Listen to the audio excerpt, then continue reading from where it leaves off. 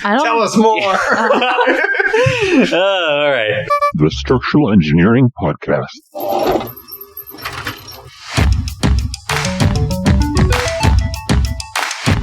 Welcome to the Structural Engineering Podcast.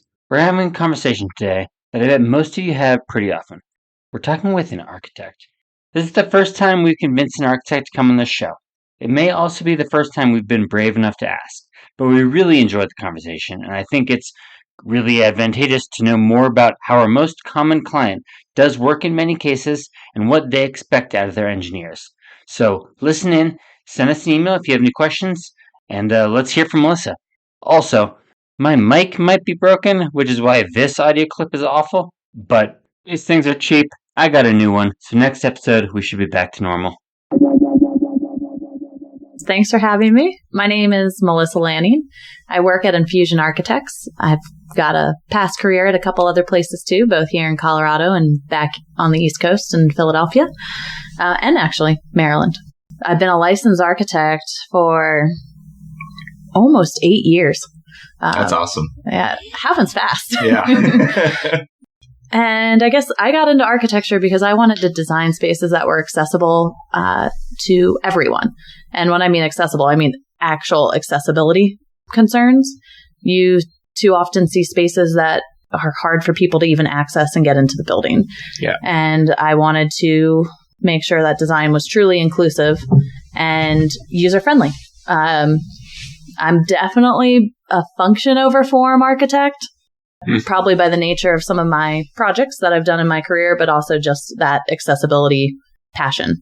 Not saying the two things can't go together and you can't be form driven, but I'm always thinking functionality first. Yeah. Awesome. Well, we're excited to talk to you today, our first architect on the show. So a lot of our listeners are young engineers or even in school, or there's been a high schooler that's reached out about structural engineering too. So for those younger folks that aren't in the industry and maybe don't even know what an architect is, how would you describe an architect?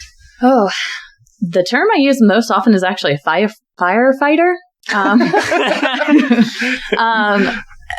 Again, probably a nature of the role I've taken in my career, but architects are generalists. We know a little about a lot of things. And with that comes managing clients, managing consultants, managing drawing sets. You're not necessarily sitting with your roll of trace all day long designing. A lot of what you do, arguably 75% of what you do, is the practicality of how do you get a building built, the budget, the construction details, the client's needs. So yeah, it's really being good at a variety of tasks, from emailing to conversations to leading meetings, but having a creative problem-solving mindset as an architect. Yeah. I really like that. Yeah. Your day-to-day tasks, like when you think about just your most common things, engineers often mostly Revit and some spreadsheet or design software, but you're just staring at the computer doing with a big calculator, basically. Is most of your day-to-day sort of conversations with people to get the design together? You have to talk to so many people. So is it mostly that side? Yeah. So my role right now is a project manager. I have not been a design architect for several years. So I am leading and guiding the team, holding the schedule, coordinating and collating documents. I always say my ideal day is a few hours uninterrupted at my computer in the morning, whether that's solving a design problem, catching up on emails, getting red lines out to consultants. And then in the afternoon, I can go out and be more collaborative with the team, whether that's leading a meeting with a client or getting together to do a design charrette with my engineers. Yeah. So I try and format my days around an ideal day because you're most productive if you are leaning into those things that make your day feel good. Yeah. You start with a plan at least. And yeah. If it gets thrown, that's right. Oh, it almost always does. Yeah. Right. So there's many consultants on a project. Would you mind going into which engineering consultants you work with often? Like what disciplines of engineering, and then maybe end it. And you don't have to say structural because we're here, but what is your favorite type of engineer to work with? You were talking about doing red lines and Well, stuff. let's say your second favorite. We know structural is the first. That's how you phrase this. Yeah. Yes. Sorry. Yes. What's your second favorite? It can also be structural. It's already your first. You have all your basic engineers, civil, structural, mechanical, electrical, plumbing, right? Those are the ones you need mostly to get any project done. Then you get into some more specialty. You can have traffic. You can have AV, IT. I got to work with a methane engineer Wow. in California. That was a really unique learning experience. Favorite engineer outside of structural? Thank you for phrasing it that way. Wow, there isn't one, Max. Just us. It's probably electrical. Okay. I have a real passion for reflected ceiling plans. That might sound lame, but lighting is really cool.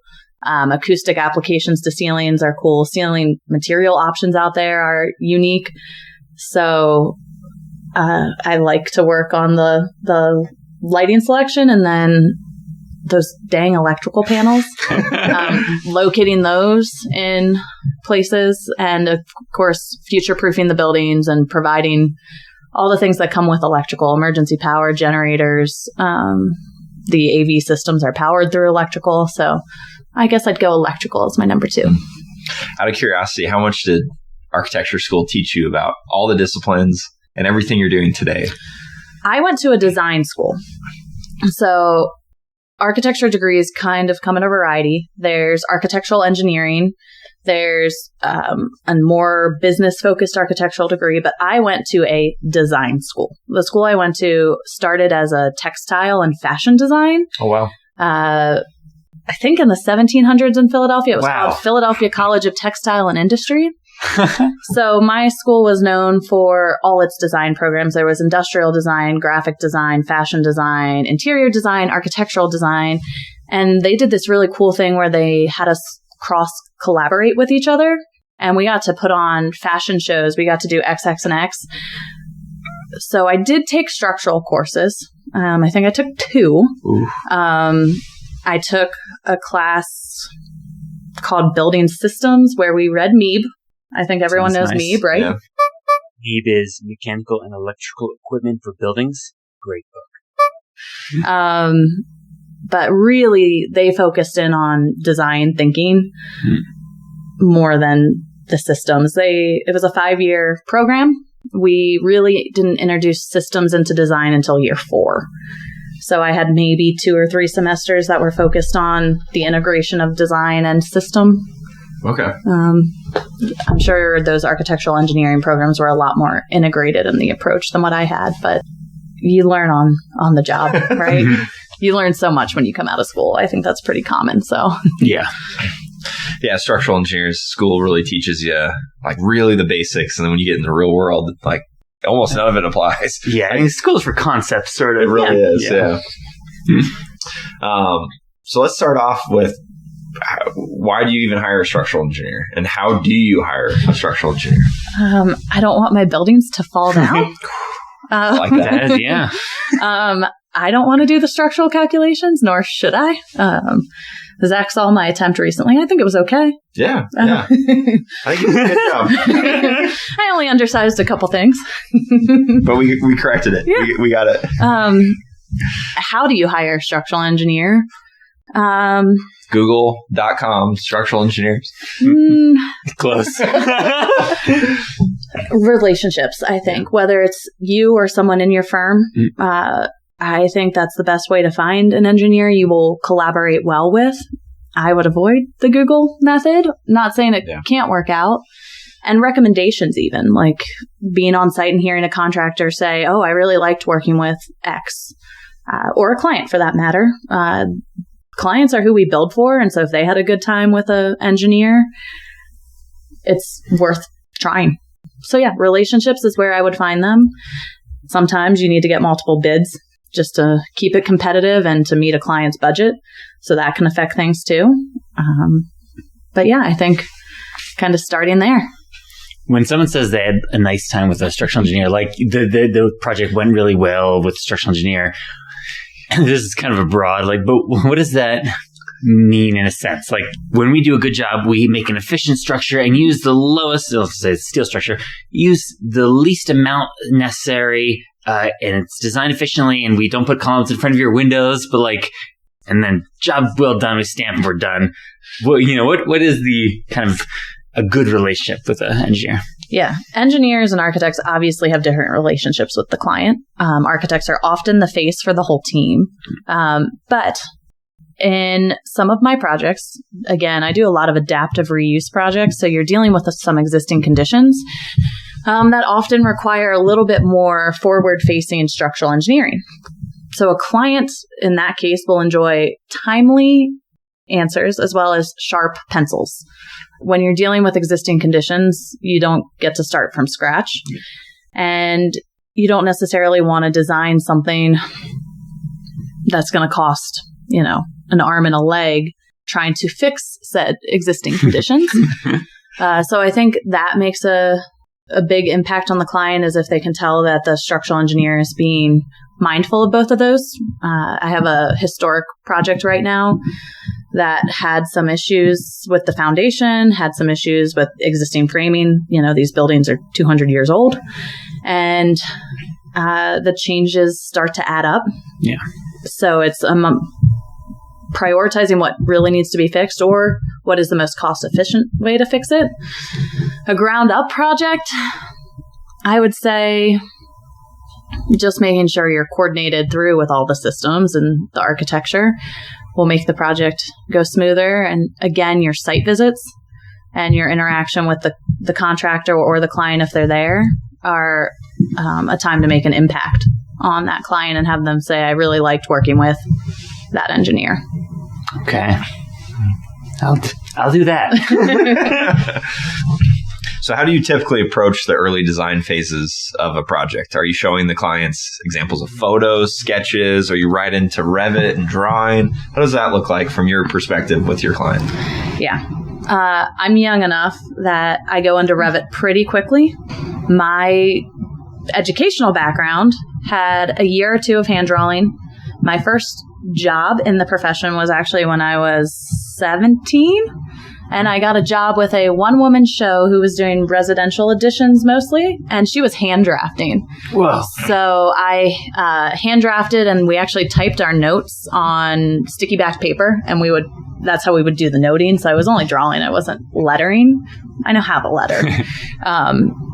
So I have some hand drawing in my background, and I will sketch, but I like things to be accurate.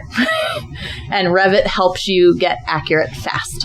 Yeah. So I've developed a form of getting into Revit, but applying filters that allow it to feel sketchy and loose. Because early on, you don't want them to feel like there's no opportunity left to make decisions or make changes. So just because getting into Revit works for me doesn't necessarily mean it's an effective communication tool for the client. So it's kind of trying to hybridize it so that they feel like they've got time to make decisions. And admittedly, if you're in concept design, I might not be thinking about structure yet. Others in my office definitely are. They're asking me, what is your structural grid? I feel that a lot of times we can get a structural grid in there, except in one project type, which is recreation centers. Those have long, clear spans that have to be met. So it's kind of a push and a pull. I do like to bring structural engineers on earlier with that project type, just to make sure we can hit the courts, the pools, whatever it is they want at these gyms. Things like weights on a second floor. How are we isolating the structure so that you don't feel that vibration and noise through the whole facility, things like that. But otherwise, early on in design, I'm kind of running a little wild, I guess you could say. And that's all you needed to know about architects? They run wild. Not a question that we put down here, but I was just thinking about the hand sketching thing. Like, is there the classic old architect of the firm, like the 60-year-old, 7-year-old guy? Is he drawing a sketch thing? Is that still holding a little bit? Yeah, absolutely. They have beautiful line work. They have a beautiful hand. Yeah.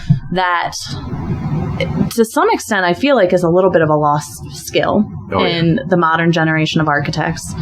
I know a few who have a really beautiful hand, and I'm sure if I practiced mine more, it would get there. Yeah.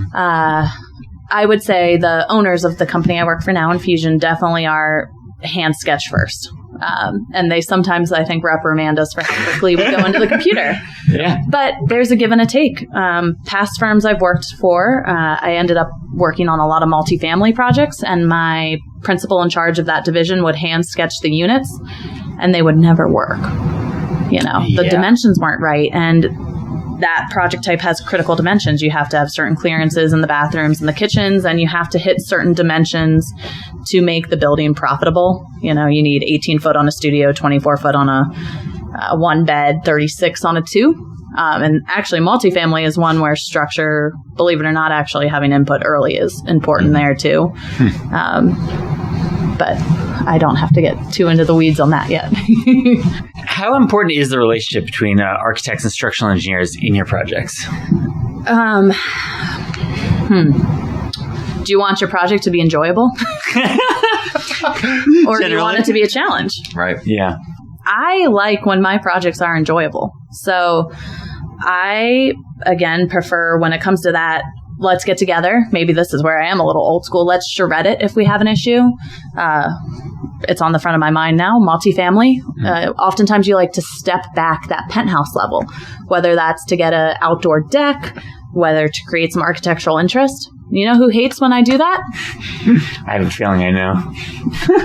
Structural engineers. Yeah, and then don't align. You know who hates it after the structural engineer? Mechanical, because they can't get through your beams to feed that other 5 or 10 feet of those units below. Yeah. So then you're talking about dropping soffits, which in a high-end multifamily project, some of these high-rises you would see in Denver or Philadelphia, that's kind of a no-go on the client side.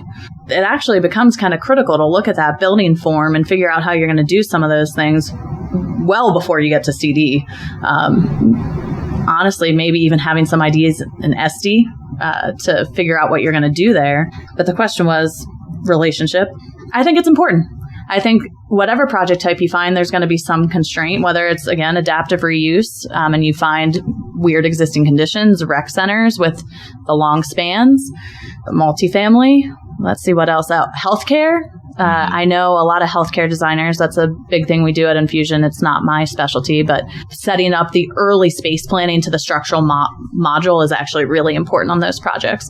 So having that conversation with your structural engineer, hey, I'm going 30 by 30, I'm going 40 by 40, so you can start to design the systems so that they work with the ORs, the patient suites, is important. I think anytime you have a bad relationship with an engineer, no matter who it is, the project is going to suffer. The members of the team are going to suffer, the client's going to suffer, and no one's going to like working on the project. So. No, that's really true. What would you say if, is the best way, thinking of, again, young engineers right out of school and stuff, they're working, they run into some challenges with architects. How do you think they best overcome those challenges or project-related challenges? Yeah. A lot of architects, and maybe it's a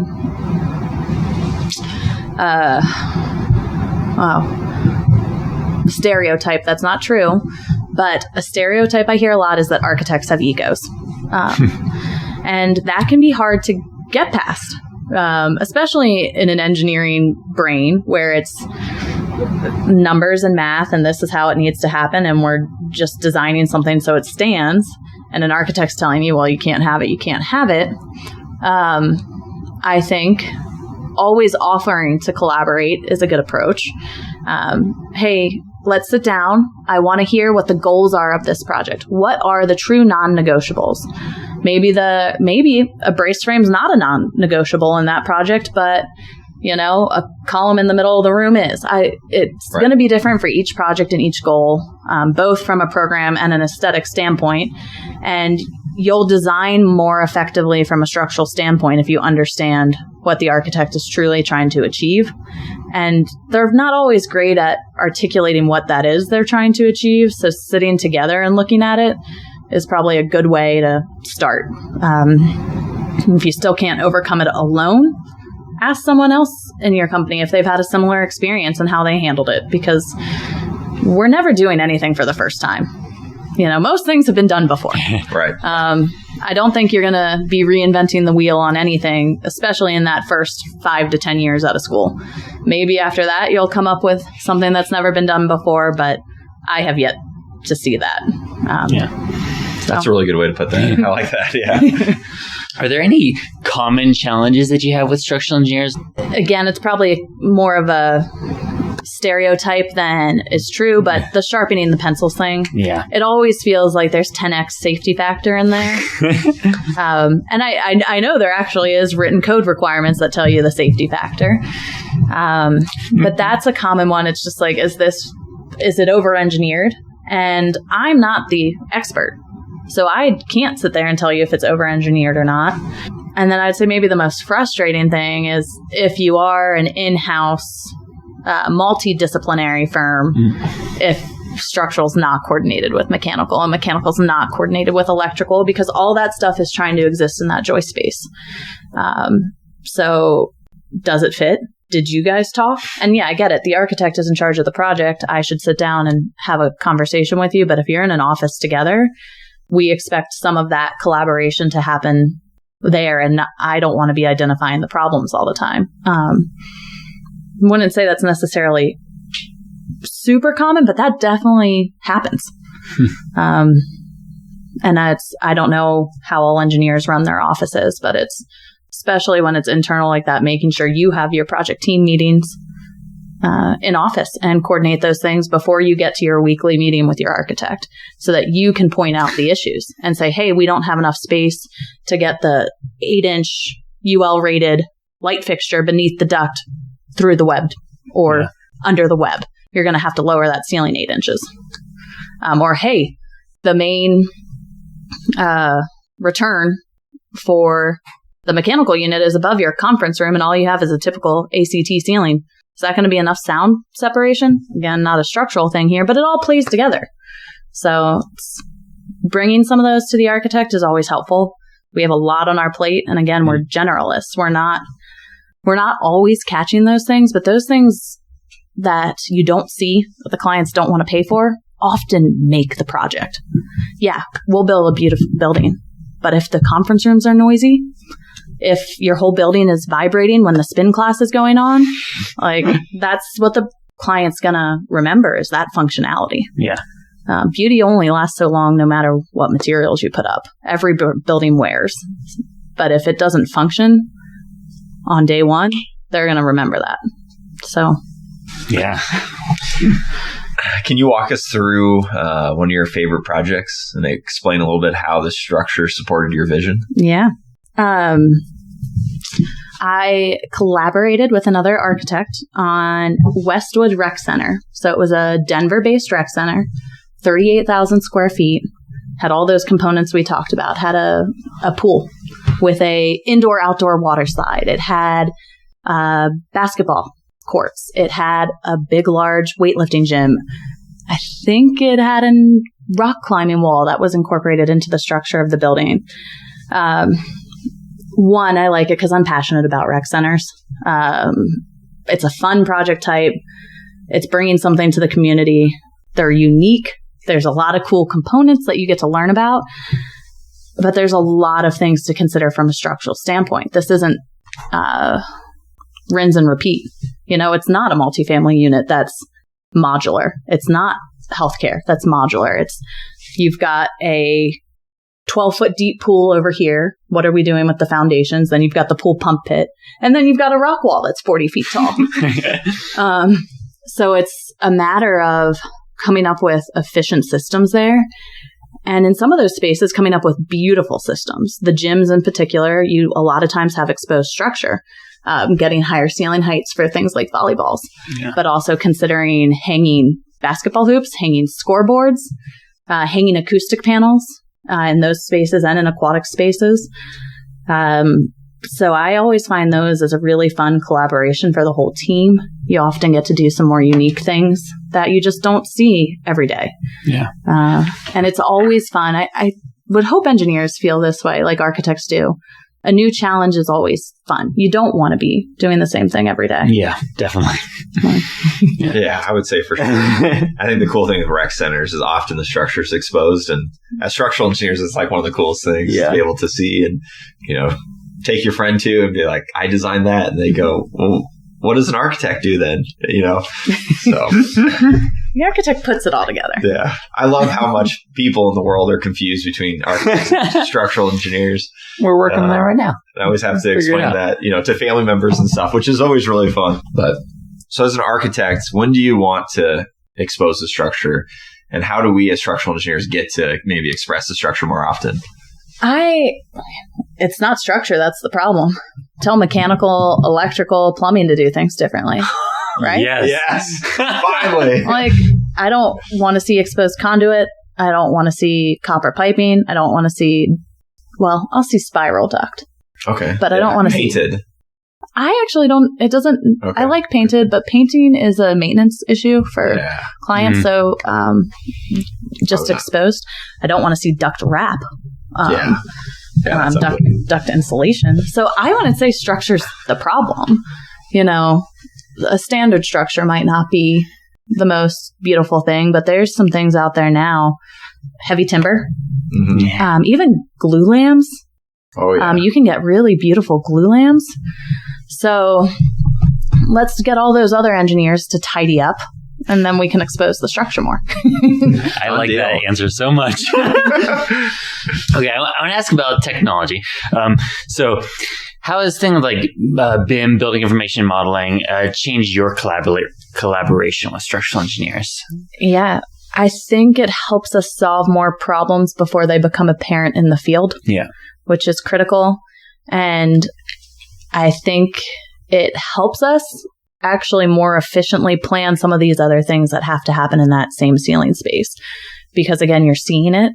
And we have our first opportunity to coordinate, but a lot of times now the contractors are hiring their own BIM guys who are bringing forefront additional things that might be a problem. So solving that before, but you can see better exactly where the lights are versus the ducts versus the sprinkler piping in BIM. Mm-hmm. So you could tighten up your ceiling cavity potentially because you are seeing, okay, in this one I've got the ducting, in this one I've got the light, and this one I've got the pipe, rather than stacking all three and all of a sudden you have a 3-foot deep plenum space.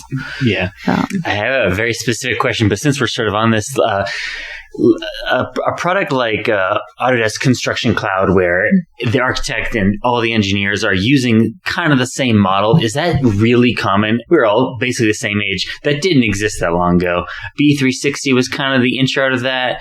You used to send the models in an email, or you used to draw it for a long time ago. But is that the way almost all your projects are now, like a live system? So I actually used to work with engineers who are still in CAD, and I know that still exists out there. And there might still be a time and place for that on a small job. Yeah. But for projects I manage, the BIM collaborative world kind of became a non-negotiable for me about 5 years ago.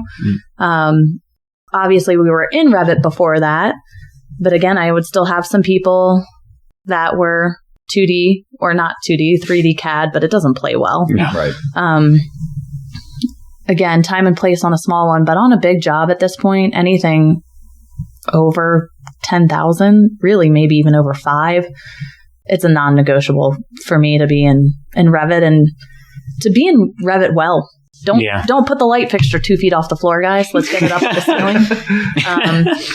Make sure I don't think I've seen structure in the wrong place too often, but sometimes it happens. Oh, I've done it.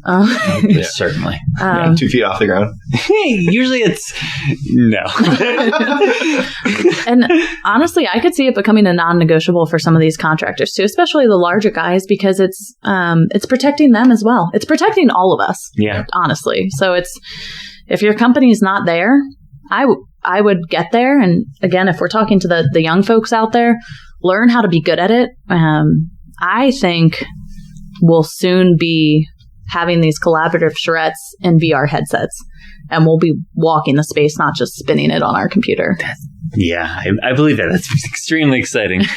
I'm surprised that a lot of engineering schools, you don't need to take a Revit class, or maybe they just have like a CAD intro thing. Like, it is such a big part of our jobs, and especially for a new engineer. Like, when you get in the office, you're doing Revit from get-go, and we need to be good at it. So I took somewhere between 2 to 4 Revit classes in college. I don't remember. I don't think we had AutoCAD per se. I took a coding class. I had to do pasta shapes in Python. I guess it was a way to learn it. Yes. Was it helpful? Did Grasshopper, did a couple of those programs. Do I have that knowledge still? No. Yeah. Which I think about relearning. I admittedly let the younger folks kind of take the reins on it. But I came out of school and got my first job at a company where they used Vectorworks, which is kind of a middle. Have you guys ever heard of it? I've never heard of it. I've never. It sounds fancy though. It sounds technical. Yeah. So it's kind of like CAD and Revit have a baby. It is 3D.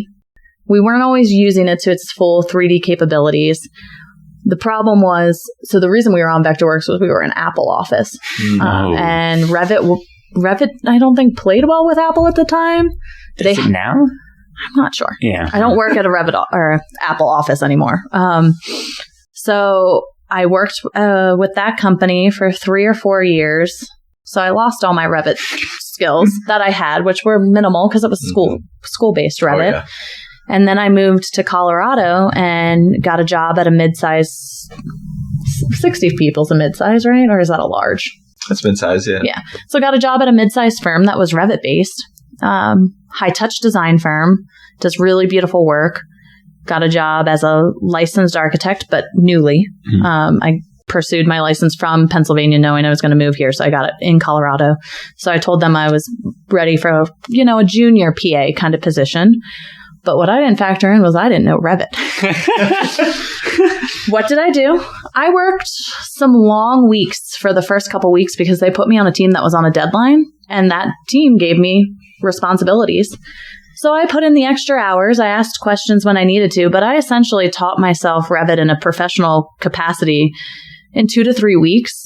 And by about 3 years into that company, I was one of their BIM and Revit go-tos, to the point where I was interviewing the BIM expert. What do they call them? BIM engineers? BIM coordinator that we wanted to hire. That sounds about right. Yeah, something like that. So, I got the basics down in 3 weeks, and you just keep pushing. There's really good resources out there to learn it. I think LinkedIn Learning, is that what it's called these days? Oh, gosh. I believe LinkedIn Learning, don't quote me on that, I can look it up and let you guys know, and you can put it in show notes, has a full Revit program. Wow. So you can just take class after class, whether it's learning a door schedule. Oh, I'm talking architecture here, not structural engineering. Structural doors. Whether it's learning how to do a door schedule or learning how to work with filters, visibility graphics, whatever it is, it goes item by item and it takes you through in a good sequence, and you can learn quite a bit through that. So if your school's not teaching you Revit, I would spend a little bit of time, especially when you're starting to get close to looking for jobs or considering jobs, teaching yourself some Revit.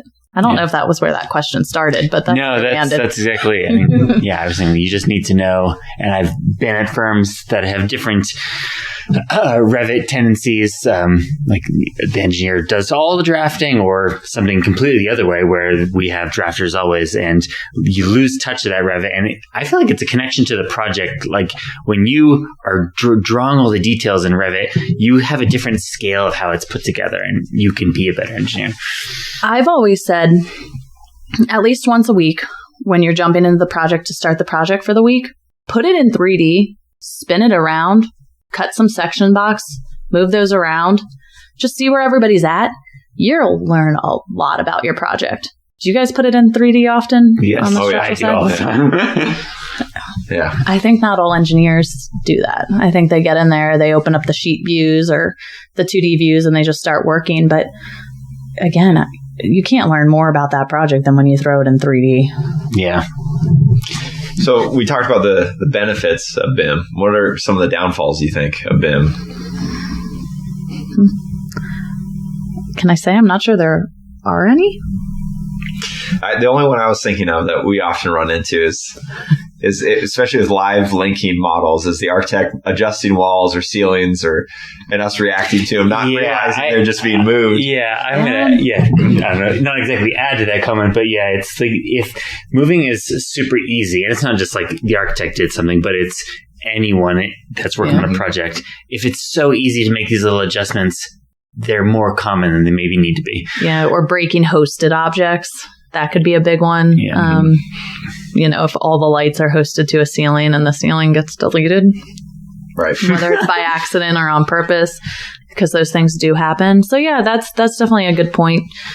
I'm not the one who manages the models as much anymore, but just a few years ago, we were using the publish, package and publish method. Yeah. And I actually thought that worked really well because it overcame some of those little minor tweaks that maybe you see with live linking. So I think that's still an option to package and publish, but I'm not sure how many teams would like running that way at this point. I'm not sure. I think some of the ways to overcome that, and it's well out of your guys' control, but is for the architects as a team to be more mindful, especially with their drafting staff, and preaching clean drafting and being mindful about making those changes. But I think that is one place where architects are going to design and we're going to tweak and we're going to move things. So modeling the right things at the right time maybe is an answer there. But yeah, that's definitely I think that's an engineer's pain more than an architect's pain, and that's probably why it didn't pop into my mind. Because if I delete a ceiling, I did it for a reason, but I may not have thought about the electrical outlets that were hosted up there, or other things that were linked to that. Often it's not a huge challenge, and I think it's one we can have a discussion. Hey, you moved these things. Did you intend to? Things like that. It's usually a challenge when it's like the day it's due, and you get in there and you're like, all these things moved. Oh no. And usually, it's just kind of that last minute thing. And you call the architect and they usually go, oh yeah, we're just kind of messing around with it and we're going to put it back. And you're like, oh no, I moved some things. So I think to me, and what Max and I found through doing this whole podcast is there's only one thing that creates success, and that's just communication. Yeah. And that might be in life, but definitely in our industry. Sometimes I feel like I'm abusing it now, but teams, most people have teams in their offices, and I can't tell you, I almost use that to talk to my engineers at this point more than people in my own office. Yeah. And sometimes I wonder, I'm like, is there a professional boundary here? Like, is this too casual of a way to communicate with my consultants? But I don't think so. Yeah, I don't think two engineers votes here. Yeah, it seems like it's just more communication. I mean, it's a different way to do it, but it's direct, it's quick, it's good.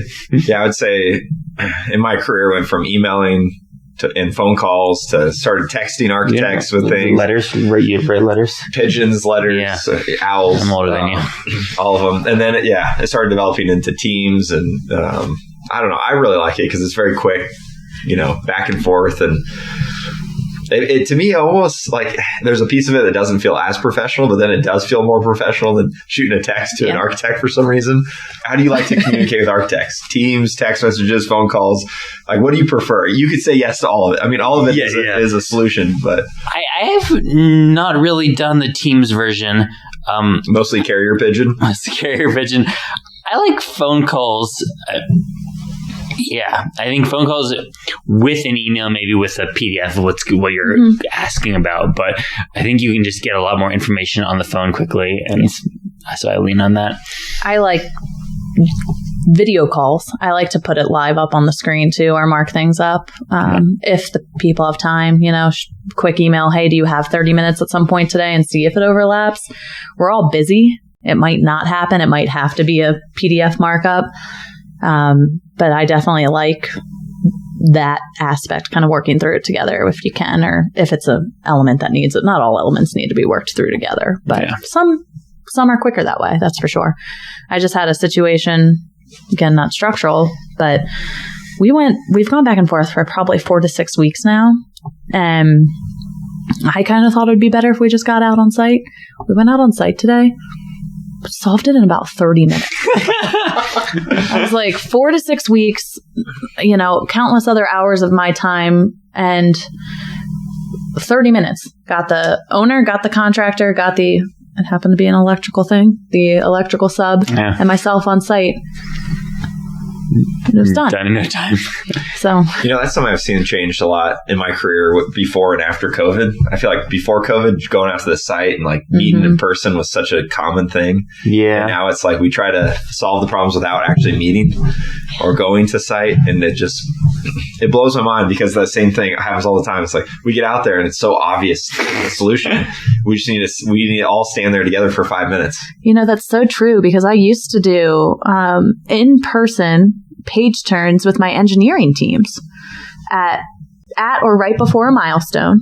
So 2 weeks before, sit down, do it together. And you might put your computer out in front of you. If I'm focused on structural, you might, my mechanical engineer might send a few emails, but he's still listening enough that you figure things out that you might not if you're all just sitting behind your screen. Yeah. Our screens are powerful tools, but at least architects tend to like people. I know not all engineers like people, but most structural engineers do. Yeah. Just got to work on some of those other, those introverted engineers. We fight them too much.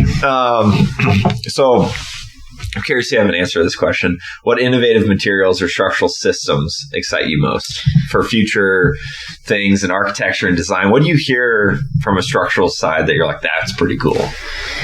Yeah, we're probably past the point where heavy timber is cool, but it's still cool. Yeah, it's still cool. Well, and what's cool is they're changing the building codes around it. Yeah. So it's becoming more adaptable and more usable. I'm not sure how the cost has leveled out, if it's becoming I don't think it's exactly plateaued yet. Well, it might this year with the tariffs. Yeah. Steel just went up 25%, right? So let's go to wood. A lot of our wood's from California, Canada. Canada is the C word I meant. Yeah, moving from the Northwest and starting my career out there, probably half the buildings I did were mass timber in some fashion. And I thought coming to Colorado, I don't know why I didn't think about there's no trees really here in the forest. But I thought for sure Colorado would be this area of just this beautiful timber buildings like the Northwest. But, I guess the Northwest has a couple more trees. So it seems like it's becoming more prevalent in Colorado. It's starting to move that way. But there's a lot of challenges to get efficient, not necessarily efficient, but cost effective mass timber projects in the state. But yeah.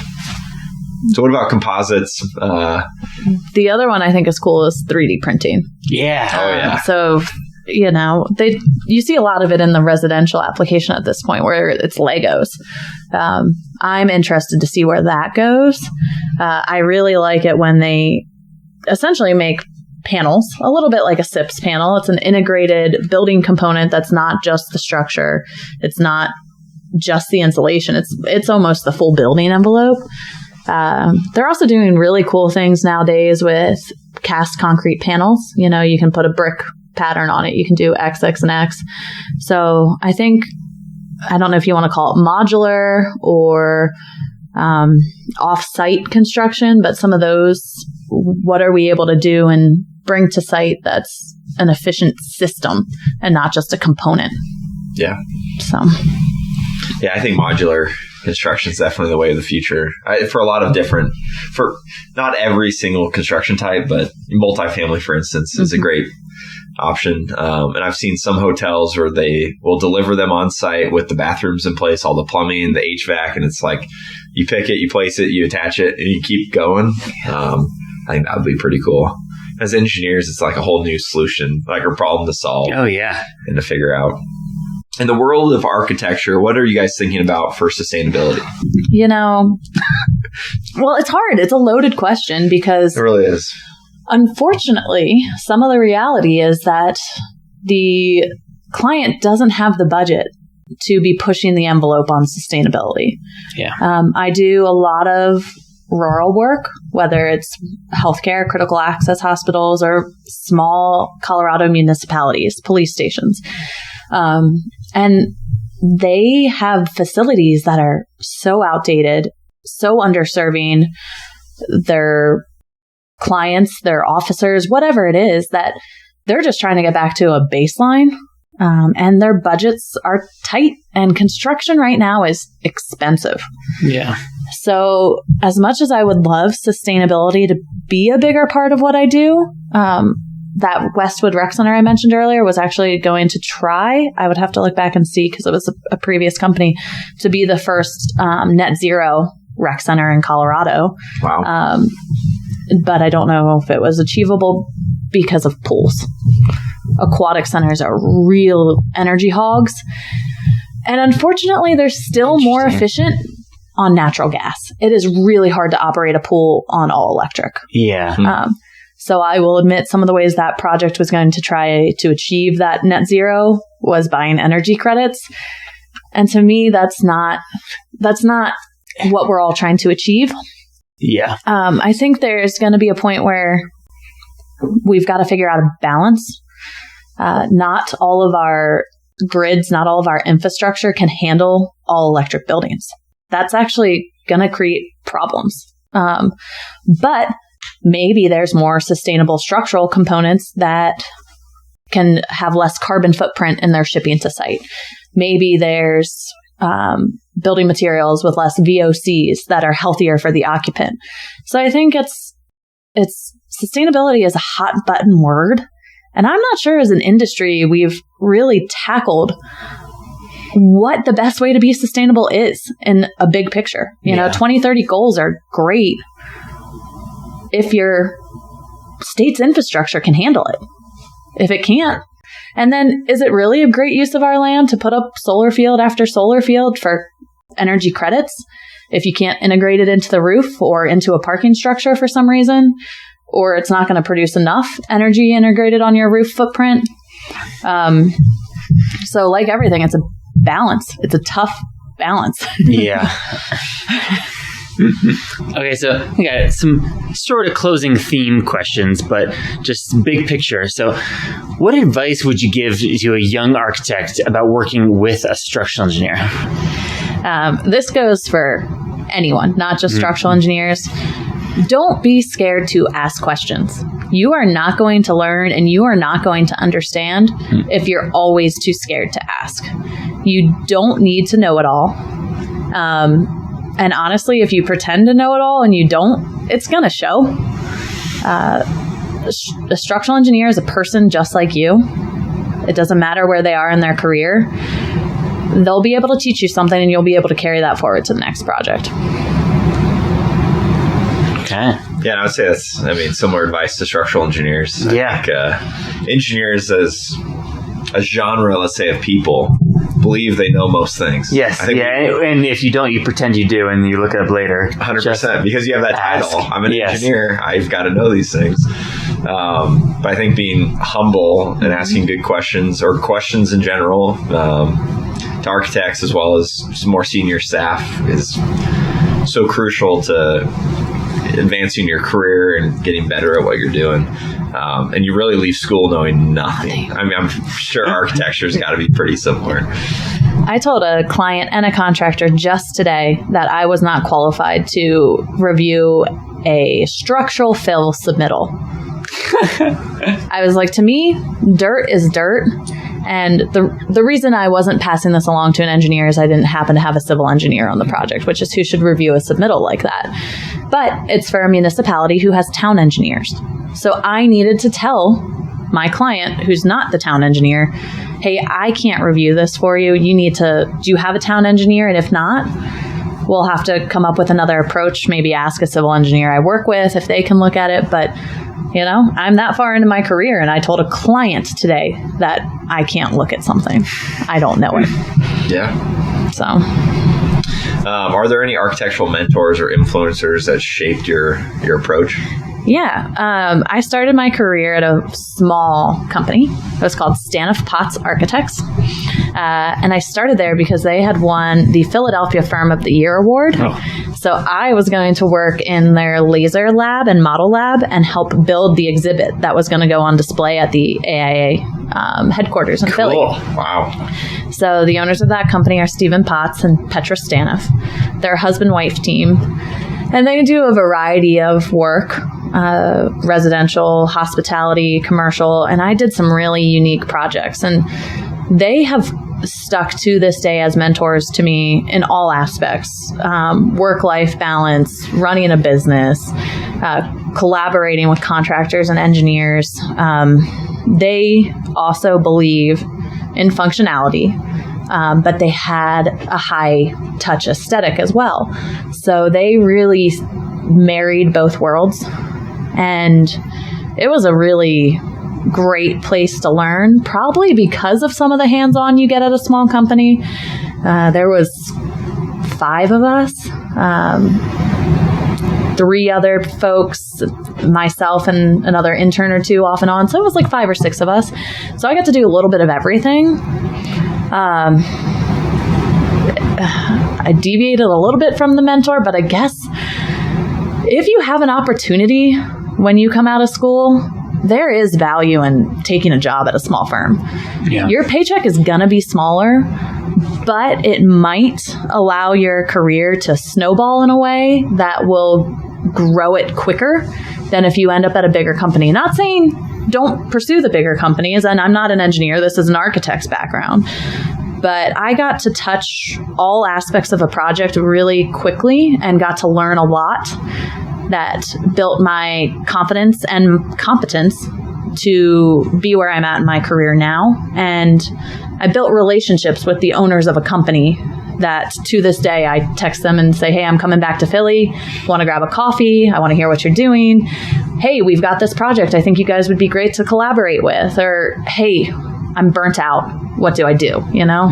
So it was critical to all aspects, including, working with structural. So that's cool. I started in a very small firm, and I'm talking to some freshman students tomorrow. And a big part of the presentation actually is choosing your career is like, it's a very different life working for a 2,000 person firm. I was at for a little bit, and I started with a 2-person firm. Mm-hmm. And being fully involved in the project is really interesting and is different than like a little piece of a high rise. So you're just kind of balancing how these things tie together. But yeah, I really liked my time in a small firm, and I think it's valuable for everyone to live that version for a while. I'm not advising hopping around, but our industry in particular, I think it takes, well, again, architecture. I can't speak to the engineering side. I think it takes a couple different firms to figure out what's right, whether that's size, project type, office culture. Yeah. More so than some other industries. Like, what we do is tough work. There can be a lot of hours. There can be a lot of stress. We're doing something that's critically important to life safety. You've got to pay attention to the details and, just test a couple different things out maybe you'll go to job 1 and it'll feel right and you'll lock it in, but there's something to be learned at a 2-person and the end of 2,000. Yeah. I haven't made it to a 2,000 person firm, but there aren't many. I don't think. There's a couple mega architect firms out there, but I don't think they would. They do really interesting work, but I don't think it would be right for me from what I've learned through the companies I've been with. Yeah. So what question do you think we haven't asked yet that you would think is really a good thing to share with our audience? I'm going to ask the question back to you, which is, I know architecturally what I'm trying to achieve in each phase of the design. Can you talk a little bit structurally what you're trying to achieve in each phase of design and how maybe that works and doesn't work with what the architect is trying to do? start at schematic. You don't have to go to concept. Yeah, no, absolutely. Man, okay, so schematic, I would say and I'm just going to use a steel building for this example. At a schematic level, the most important thing to me is that we have laid out an efficient column grid, and we understand what we're doing, because I'm trying to help advise you on what is making sense. From a structural depth that could help influence the mechanical design, which is your ceiling depth. And so it's like making very high level decisions very early on can help solve a lot of problems down the road. And then the other thing is helping an architect understand the lateral system, making sure that the building's going to stand up over any sorts of wind and seismic loads that we have to design for. Often, I find architects have these big, beautiful windows all over the building, and we need some brace frames or some shear walls or some moment frames, and there's cost implications to all of those. And what I found through my career in a schematic level is having those conversations. And sometimes the architect's like, oh man, I totally forgot about that. And actually, these are some windows. I've been surprised the further I've gotten in my career and asking more questions and just suggesting things, how open architects are to adjust things. They're like, oh, I put a window there because I thought it'd be nice. Man, you make a really good point. We need to have a brace frame there. That's not a problem. I haven't even shown the client that. And so being able to help influence the design a little bit at the schematic level, I would say is more or less what I'm looking to do. Some structural depth, some grid lines, some lateral system is usually the first piece there. And then as we move into DDs, it really is like designing all the members, getting all the elements in there, getting them modeled, designed, some preliminary details going. A lot of coordination with the architect at that point is occurring. And then into CDs is detailing out the project, coming up with the little parts and pieces and the final coordination. I think through all of these phases, the coordination with the mechanical engineer as well as the architect is crucial. Early in my career, I didn't really realize how important that was. Maybe we had steel joists everywhere in the roof on a steel building, and the mechanical engineer was using all of that space to run ductwork perpendicular to the joist, so going through them. And then I said, instead of a joist there, we actually need a beam, and not thinking how that influenced the design of the mechanical system, which then the architect had to figure out how to do that. And we, dropping ceilings, rerouting ductwork. And there's multiple projects I can think of where that change occurred. The mechanical engineer reacted, the architect tried to fix it.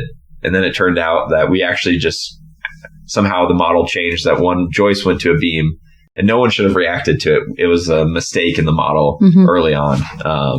So those conversations and relationships and communication is just so crucial throughout the whole process. A good question for you guys to ask your architect probably during SD is, hey, what do you think is going to be happening on this roof? Because that transfers all the way through too. Yeah. And I haven't had any projects where they make crazy changes. Occupiable roof decks are definitely a thing in some projects, and that's a big one to lock in. And I would hope your architect is thinking about that and communicating back, but that's definitely a good one for young engineers to keep on their mind is, hey, your job's not done when that roof is framed. What's happening? It's not just snow load a lot of the time. It's solar panels, mechanical units, people. Yeah, one I run across almost every project with an elevator is there's not enough clearance on the roof. And it's a late change. We need to add this little pop-up to get the elevator hoist beam in there. Yeah. Get the hoist beam in there. But so that's been something that I've been trying to do better at schematics is, hey, what's our clearances for the elevator? And let's make sure we have the space. I get a lot of pushback, but I push back again, and like, no, this comes up way too often. We gotta fix it. So what else comes up really often is adding an elevator into an existing building. I've done that about 3 or 4 times in the past 3 or 4 years. It's expensive for the client, and it's got a lot. You're digging foundations and pits in a building where foundations exist. Yeah. Oh, yeah. I have some horror stories I can share with that. But we did one once, and the geotech report had the water, groundwater level. when he found what the groundwater level was a different season than they were building. And they dug down, I think it was 10 feet. And they started having some water coming in. They showed up the next morning with the whole pit full of water and all the soil sloughing in it. Oh. And so they had a de-water. They had a de-water, which caused a massive schedule and cost impacts. And getting into existing buildings is fun, let's say. Yeah. No stress around those buildings ever. Yeah, Zach and I had a project recently where there was a lot of unattached columns, I guess you could call it. Is that a good way to describe what we were finding? Where were they not connected? Everywhere. Oh, good. You learn a lot when you take that drip off the face of the wall and see what's in there. And that's actually probably a really good thing to learn as an engineer, is to ask about cutting some holes in the wall, do a little destructive testing or exploration. Yeah, know what you have for sure. While you're designing. And take your architect with you when you do that, because you guys will learn from each other. A lot of times we go to the site without each other. Yeah. And how are you making effective decisions that way? And it goes for the other engineers if you can get them there too. Doesn't always work. And more often than not, it doesn't. But even if the site visit has nothing to do with me, I try and go along because I'm going to learn. And same goes if you've got the opportunity as a structural engineer to go with your mechanical or to go with your architect, go. Ask your manager if you can have some time, even if it's exceeding, the hours you were supposed to bill to the project as training, because you'll learn things. So through those phases of a project, when do you guys slow down massive changes? Never. It's a loaded question. It is. I have a way I like to run projects. It's not necessarily slowing the changes per phase, but if my project schedule allows, and my team can keep up, I like to lock in for a deadline 2 weeks before. So that means the only changes my team should be making in the model are annotations or additional information that's not affecting my consultants. So adding floor finishes, speccing the glass, things like that.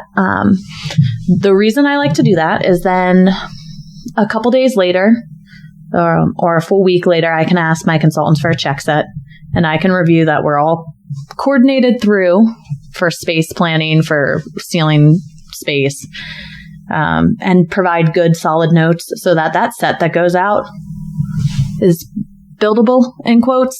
Yeah, you're not building an SD set, but does it look good to anybody if it's uncoordinated because I was changing things on the day of the deadline? Absolutely not. So I'm making changes in all the phases, but if I can, I'm not making changes 2 weeks before that deadline. Major changes are hopefully none after DD, but how many projects have I had where that actually happens? Yeah. Oh, yeah. So I was just trying to put myself in the mindset of when I started my career, and architects were scary.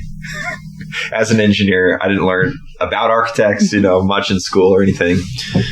And a big thing that always worried me was I was trying to, more often than not, just make it work. And without having the conversation of, hey, if we just did some things, hey, you should think about this differently. It'd be more efficient. It could be better. What would you say to a young Zach that was scared to talk to architects or to push back on architects or to argue a better building or system or thought with an architect? Well, we're people too. And again, we're generalists. We don't know everything, but we have a deep interest in learning more. So just opening it as a conversation. You don't approach the architect, hey, this is a problem. Hey, this isn't going to work. It's, hey, I've got some ideas. Can we talk? Leave it at that, and then get together with them. And if it's too scary to jump right into that, I don't know, maybe get a coffee together and learn about your architect, because you never know what you'll have in common. Most architects are extroverts. Most of us do like people. And most of us do like engineers. We're drawn to that type of thinking as well. art with math or art with science, whatever you want to call it. We're not adverse to engineers. We're not adverse to that type of thinking. So I think we're more approachable than maybe you think we are. And if the project manager feels like you can't approach them, figure out who the job captain is or the drafter on the project and start a conversation with them and say, hey, I know you're the wheels behind this operation. I think we've got some creative ideas here. Do you think you and your project manager might want to get together and talk through it? And hopefully that job captain, that drafter, has a good relationship with the manager and they'll help connect you. Anything else, Max? I got nothing. Well, Melissa, thank you so much for being on the podcast. I think I'm sure Max and I both learned a lot, but our listeners hopefully now aren't scared of architects. I hope so. Again, I think we're fun. So, I agree. I agree. That's what I found. I started with being scared to being fun. Yeah. Well, thanks, Max. Thanks, Zach, for having me.